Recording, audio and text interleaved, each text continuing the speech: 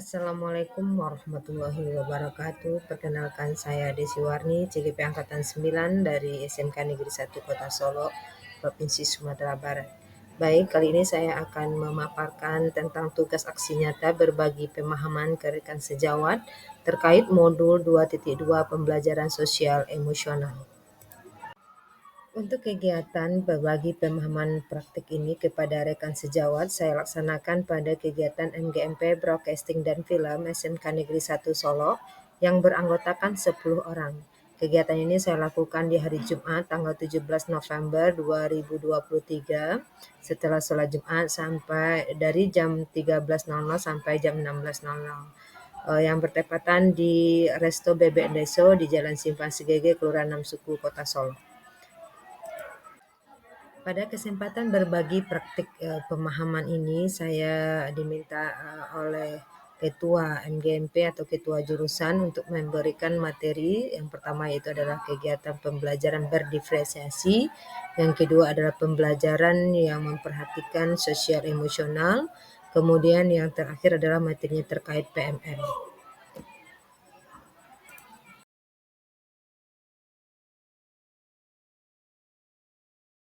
Baik, kepada Bapak Ibu, rekan-rekan dari Guru Produktif Broadcasting SMK Negeri 1 Solo, untuk Bapak menempati tempat duduk yang sudah disediakan agar acara kita mulai, yaitu untuk kegiatan berbagi pemahaman, praktik baik untuk pembelajaran berdiferensiasi dan pembelajaran sosial emosional. Selanjutnya kita mintakan untuk pembukaan selaku moderator oleh Ketua Jurusan atau Ketua MGMP kita. Ada Pak Ade Fiskinata, kita persilakan.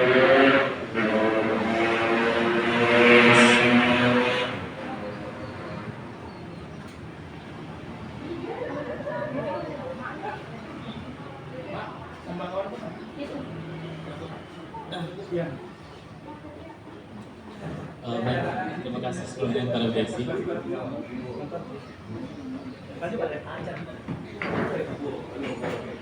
Assalamualaikum warahmatullahi wabarakatuh. Alhamdulillah, alhamdulillahillazi hadana lihaza wa ma kunna linahtadiya laula an hadana. Asyhadu an la ilaha illallah wa asyhadu anna Muhammadan abduhu wa rasuluh sallallahu alaihi wasallam la nabiyya ba'da amma ba'du.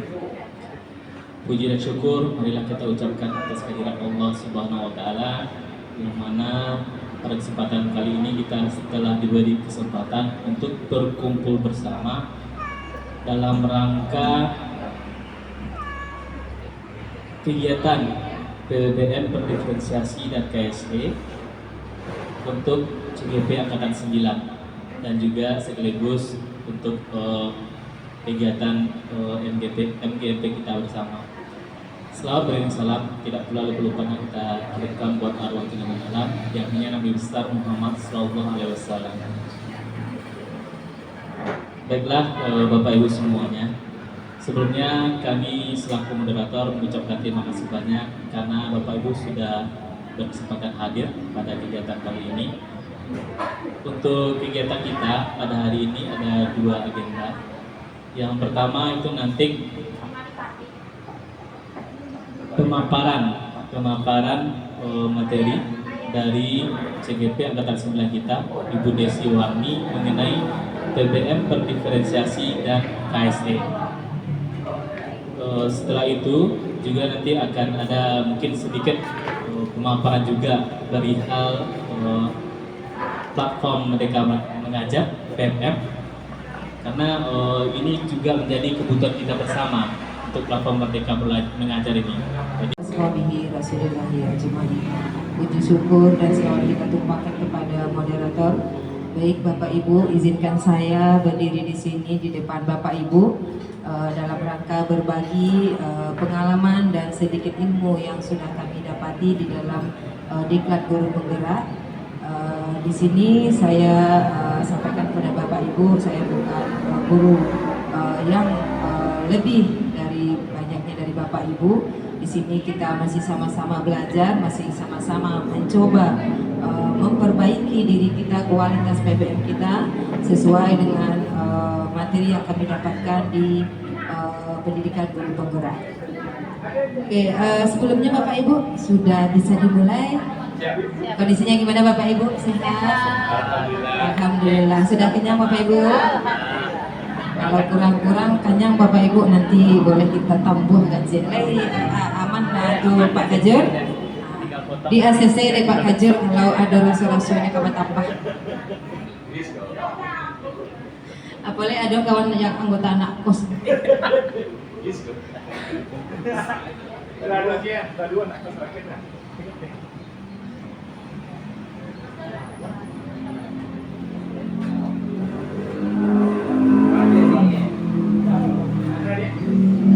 Oke, baik Bapak Ibu, tadi Pak Moderator sudah menyampaikan bahwa saya akan memberikan atau berbagi ilmu kita sedikit di sini, yaitu tentang pembelajaran berdiferensiasi.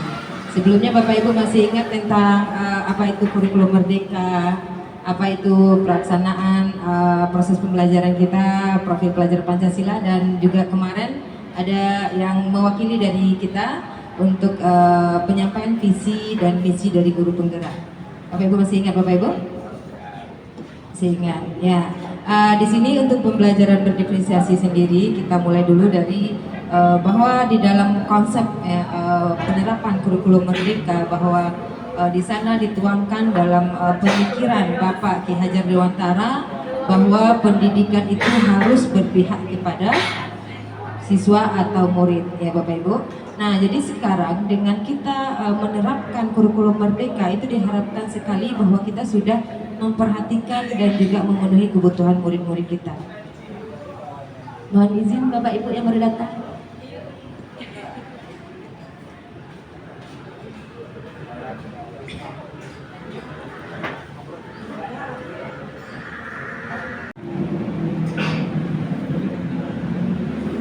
Oke, jadi setelah kita tadi melakukan pemetaan murid untuk bisa kita mengidentifikasi kebutuhan murid kita, gaya cara belajar mereka, minat belajar mereka, baru setelah itu kita buka kurikulum, baru kita analisa dari elemen yang akan dipelajari.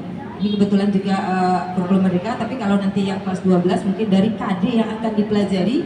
Nah, apa kira-kira strategi proses yang akan kita lakukan? Apa kira-kira media pembelajaran yang akan dibuat untuk bisa memenuhi kebutuhan murid tadi. Kalau murid kita nanti suka belajar dengan cara menulis, maka berikanlah nanti medianya yang bisa membuat mereka menulis. Contohnya mungkin nanti kita bikin skenario, mereka menganalisa, mereka membuat menulis. Kalau seandainya nanti murid kita dia suka cara belajarnya adalah audio, berarti nanti kita putarkan pemaparan materi kita berupa penjelasan kita sendirikah atau memang ada rekaman-rekaman suara. Nah, kalau seandainya nanti kita teridentifikasi murid kita suka dengan konten pembelajarannya yang bersifat audio visual, maka kita bisa pakai slide PowerPoint juga dengan menggunakan pemutaran video-video.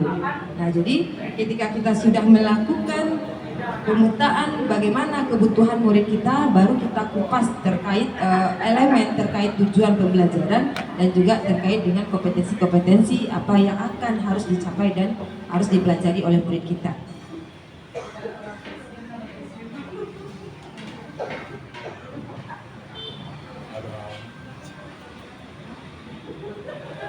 Oke, nah setelah tadi kita pemetaan, kemudian kita lakukan menganalisa kurikulum. Nah, selanjutnya kita persiapkan. Nah, persiapkan ini kita bisa dengan memberikan penerapan pembelajaran berdiferensiasi ini dengan cara ada 3 strategi yang bisa kita lakukan. Nah, yang pertama ada disebut dengan berdiferensiasi dengan konten. Nah, konten di sini adalah mengacu kepada media yang kita gunakan. Jadi Bapak Ibu bisa menggunakan slide, bisa menggunakan video, bisa menggunakan rekaman suara, bisa juga menggunakan flip chart kreatif dan segala macamnya, atau bahkan langsung membawa media atau alat langsung dari materi yang kita bahas. Nah, contohnya kita yang di dasar-dasar program keahlian atau mungkin di kompetensi kita tata kamera, berarti dengan pembelajaran kita tetap harus menghadirkan pemaparan materinya melalui slide atau PowerPoint, kemudian kita bawa kameranya langsung di kelas, kemudian kita berikan nanti mungkin juga ada rekaman suara, petunjuk-petunjuk penggunaannya dan segala macamnya. Artinya di sini sumber belajarnya atau media belajarnya harus bervariasi, tidak hanya satu. Kemudian ada yang disebut dengan berdiferensiasi proses. Nah, berdiferensiasi proses ini adalah segala sesuatu tahapan pembelajaran yang saling atau yang banyak ragamnya. Nah, contohnya di awal kita mulai dengan mungkin melatih literasi anak, ya, mereka membaca dulu materi di awal, kemudian kita berikan mereka kesempatan untuk eksplorasi, kemudian kita berikan waktu mereka untuk berkolaborasi, berdiskusi, kemudian kita berikan mereka waktu untuk mendemonstrasikan pemahamannya dari setelah mereka kolaborasi dan tadi berdemonstrasi, kemudian juga mungkin mereka membuat koneksi materi dengan merefleksi, kemudian nanti aktualisasi dari proyek-proyek akhirnya. Nah, jadi kalau proses dia ragamnya kepada tahapan proses pelaksanaan PBM ya.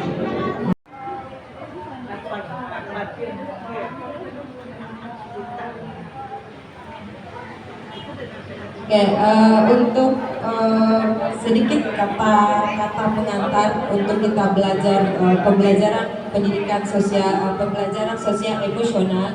Di sini dikatakan oleh Aristoteles, yaitu tentang mendidik pikiran tanpa mendidik hati adalah bukan pendidikan sama sekali. Jadi kalau kita seorang guru hanya sekedar mentransfer ilmu kita, hanya sekedar memberikan pemahaman materi kepada murid kita, maka kita belum dikatakan melakukan proses pendidikan. Jadi kalau Bapak Ibu ingin dikatakan atau memenuhi kewajibannya sebagai guru yang disebut sebagai proses mendidik anak atau mendidik murid, maka didiklah hati dan pikiran mereka.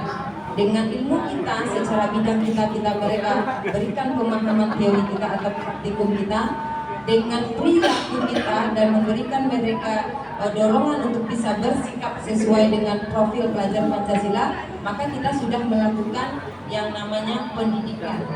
Jadi harus di dalamnya kita berikan ilmu, kita didik mereka supaya mampu bersikap sesuai dengan karakter-karakter yang ada di negara kita atau yang sesuai dengan tuntutan kurikulum kita, yaitu belajar profil Pancasila.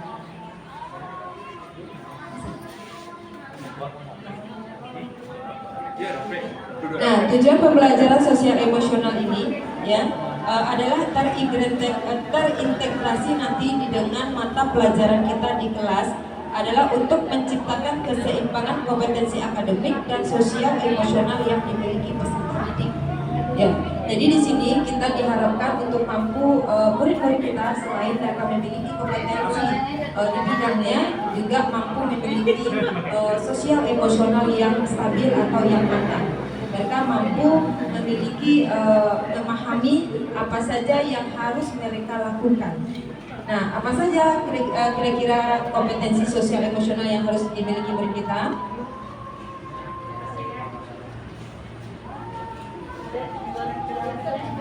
Nah, ada 5 kompetensi sosial emosional yang harus dimiliki oleh murid kita, ya. Nah, jadi pembelajaran KSE ini yang 5 itu akan dapat menghasilkan murid-murid yang berkarakter, disiplin, santun, jujur, peduli, responsif, proaktif, dan mendorong anak untuk memiliki rasa ingin tahu tentang ilmu pengetahuannya, sosialnya, budayanya, dan humanitariannya. Semua ini selaras dengan standar kompetensi lulusan dan standar isi dalam standar nasional pendidikan.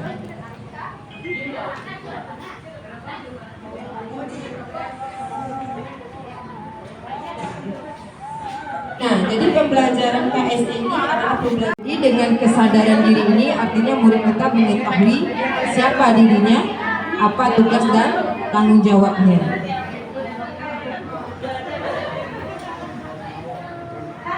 Nah, saya berikan dulu waktu nangis, ayo udah nangis, kan?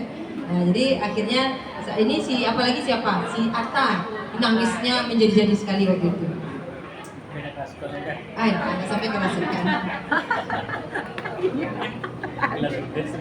Nah, kemudian di kegiatan inti kita fokusnya di sini selain tadi di awal kita sudah KSE untuk kesadaran diri dan manajemen diri. Di kegiatan inti kita fokusnya adalah kegiatannya pada kesadaran sosial, keterampilan berrelasi dan pengambilan keputusan. Nah, di sini apalagi kalau kegiatan inti nanti kita ada berdiskusi. Kita berikan mereka kesempatan untuk berdiskusi, artinya mereka nanti akan berinteraksi dengan temannya, akan harus pandai berkomunikasi, saling menghargai. Kemudian juga nanti di tugas inti kalau mereka memutuskan suatu proyek dalam rapatnya. Nah, jadi ada KSE yang di kegiatan pendahuluan kita sisipkan, ada KSE yang kita sisipkan nanti di kegiatan inti. Nah, jadi di sini ada misalnya di pendahuluan tadi kita hanya kesadaran diri dan manajemen diri. Kalau kegiatan inti berarti nanti penerapannya adalah kesadaran sosial, keterampilan relasi dan pengambilan keputusan.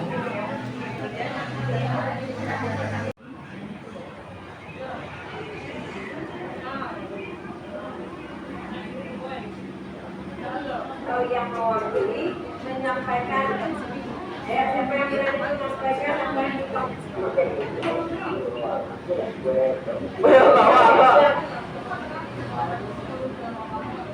yang jadi pembelajaran sosial emosional dalam proses pembelajaran, ya Bapak Ibu, kita yakin bahwa murid kita adalah orang-orang yang unik, orang-orang yang memiliki potensi yang berbeda, di mana mereka bisa kita kembangkan kalau kita mau mengembangkannya.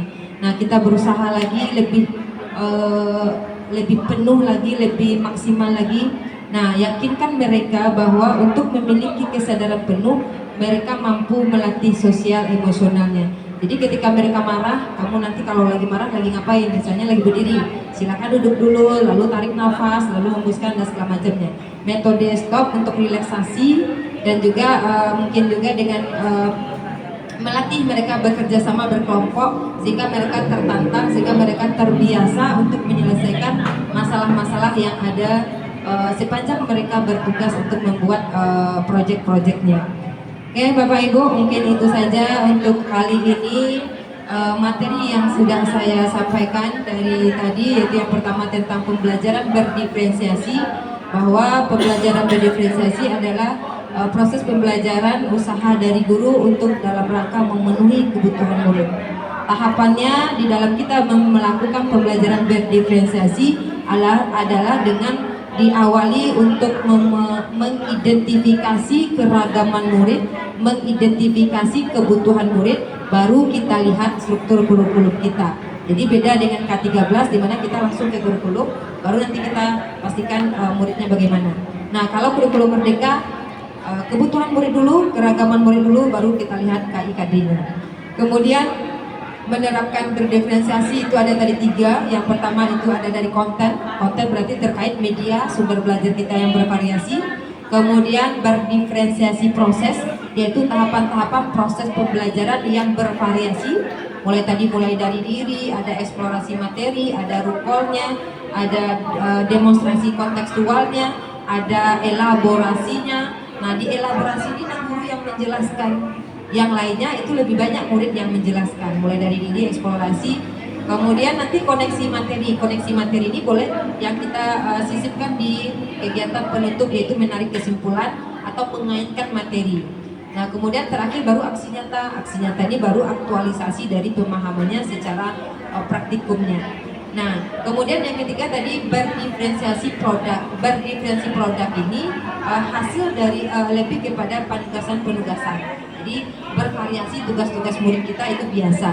Yang penting tujuannya tadi tetap sama. Kalau tujuannya mereka adalah memahami bagaimana membuat berita dengan berbagai pola tema dan lokasi, itu tidak masalah. Yang penting sama. Dan kalau bisa bisa beragam juga, mungkin buat berita, bikin talk show, bikin yang lain. Nah, yang penting kalau temanya nanti adalah tata kamera misalnya. Kalau tata kamera kan semua program apapun masuk kayak gitu. Nah, kemudian kuncinya berdiferensiasi, proses kita beragam, konten kita beragam, produk kita beragam. Diawali dengan identifikasi keragaman dan kebutuhan murid. Kemudian yang kedua, pembelajaran sosial emosional. Nah, pembelajaran yang kita terapkan tidak hanya sekedar kita mentransfer ilmu, memberikan pemahaman teori dan praktikumnya, tapi bagaimana melatih murid-murid kita, melatih sosial emosionalnya, mereka sadar akan dirinya, mereka bisa memanage dirinya, mereka bisa berinteraksi baik dengan teman-temannya dan lingkungan sekolah, mereka mampu bekerja sama dan mengambil keputusan yang tepat, sehingga mereka nanti memiliki jiwa yang stabil. murid yang sosial emosionalnya matang biasanya akan menjadi orang-orang yang juga berhasil dalam akademiknya. Nah, jadi nggak ada lagi murid yang bermasalah yang akan dipanggil oleh walas dan BK-nya. Jadi kita fokus untuk kemajuan saja. Oke, baik Bapak Ibu, itu mungkin kesimpulan dari materi kita. Ada yang bertanya atau yang perlu kita diskusikan, dikembalikan ke moderator. Dipersilakan.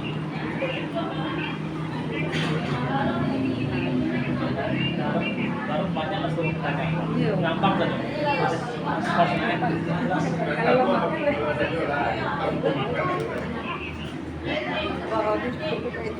Oke, Bapak Ibu, jika masih ada yang sedang merangkai kata-kata, mungkin dipersilakan. Mungkin dari saya pertama basic. Ya, ini kan tadi Desi sudah membahas mengenai PBM berdiferensiasi. Pertama itu mengenai gaya belajar. Kayak tadi saya nangkap ini untuk gaya belajar anak, ada yang sifatnya itu visual ya, ada yang audio dan ada yang estetik. Untuk visual di sini tadi harus dipaparkan itu nanti bisa berupa PowerPoint atau flipchart, audio nanti bisa berupa video yang diputar, juga kinestetik berupa KPD. Sebenarnya untuk semua item yang dijabarkan ini, mungkin sebenarnya kita semua sudah melakukan gitu. Apa itu PowerPoint, audionya, videonya, KPD-nya. Tetapi mungkin cara penyerapannya yang berbeda. Kita tidak mengidentifikasi terlebih dahulu ini anaknya audio, video, visual, atau kinestetik.